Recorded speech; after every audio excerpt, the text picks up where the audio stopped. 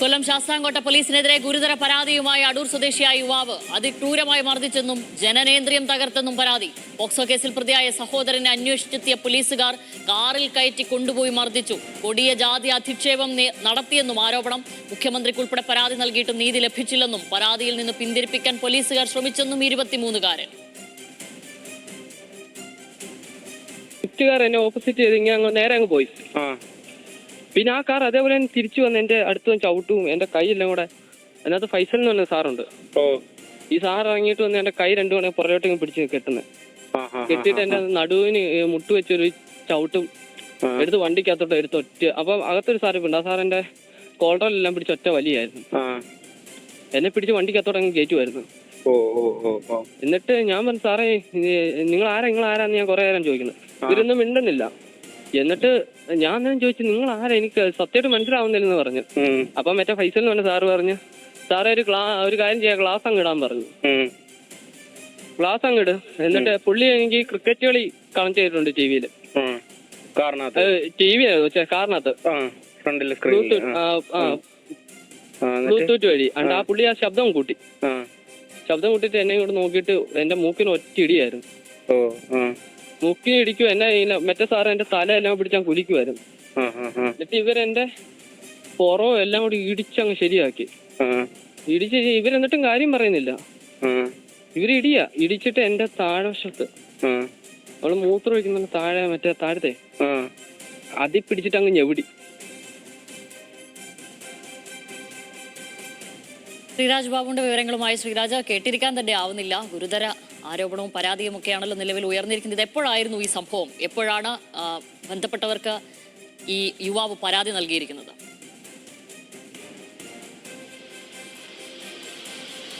ശ്യാമിലി, സംഭവം ഉണ്ടാകുന്നത് കഴിഞ്ഞ മെയ് 29-നാണ്. 26-ാം തീയതി ഈ 23-കാരനെയും സഹോദരനെയും തിരക്കി പോലീസ് ബന്ധുവിന്റെ വീട്ടിലെത്തിയിരുന്നു.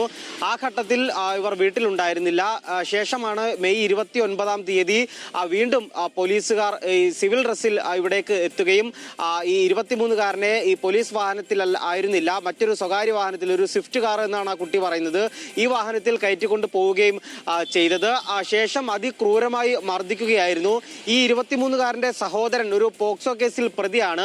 ആ 21-കാരനാണ് അദ്ദേഹം. 21-കാരനെ തിരക്കിയായിരുന്നു പോലീസ് എത്തിയത്. ശേഷം ഈ സഹോദരനായ 23-കാരനെ ഈ വാഹനത്തിൽ കയറ്റുകയും ബന്ധുവീട്ടുകളിലടക്കം കൊണ്ടുപോവുകയാണ് എന്ന് പറഞ്ഞുകൊണ്ട് ഈ വാഹനത്തിൽ വെച്ച് അതിക്രൂരമായി മർദ്ദിക്കുകയും ചെയ്തു എന്നാണ് 23-കാരന്റെ കുടുംബം പറയുന്നത്. ഇതിൽ ഏറ്റവും പ്രധാനപ്പെട്ട കാര്യം, ജനനേന്ദ്രിയം പൂർണ്ണമായും തകർത്ത് കളയുന്ന തരത്തിൽ ഈ പോലീസുകാർ ഈ 23-കാരനെ മർദ്ദിച്ചുവെന്നാണ് കുടുംബത്തിന്റെ ആരോപണമുള്ളത്.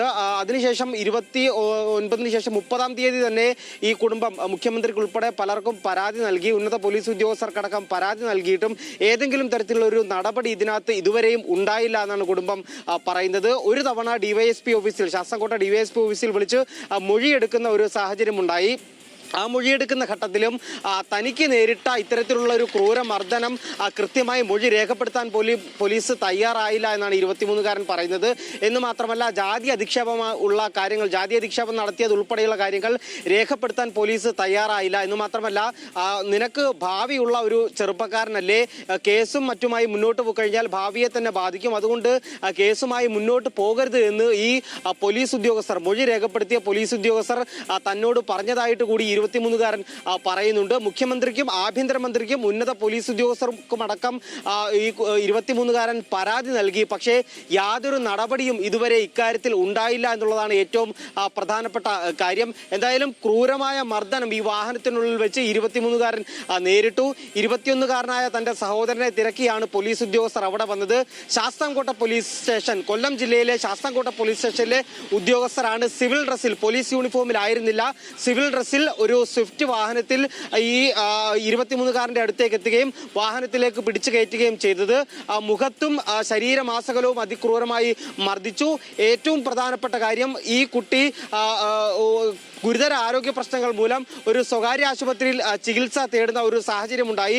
അവിടെ ഉണ്ടായ റിപ്പോർട്ടിൽ, ആ ആശുപത്രിയിലെ ചികിത്സയ്ക്ക് ശേഷം ഉണ്ടായ റിപ്പോർട്ടിലാണ് ഏറ്റവും ഗുരുതരമായിട്ടുള്ള ഒരു കാര്യം പറയുന്നത്. കുട്ടിക്ക് വീണ്ടും 23-കാരന് കുട്ടികൾ ഉണ്ടാകാനുള്ള സാധ്യത പോലും ഇല്ലാത്ത തരത്തിൽ ഉള്ള മർദ്ദനം ഏറ്റിട്ടുണ്ട് എന്നായിരുന്നു ഈ ഡോക്ടർമാർ പറഞ്ഞത്. അതായത് ഈ ഞരമ്പിന് അതിക്രൂരമായുള്ള മർദ്ദനമേറ്റിട്ടുണ്ട്.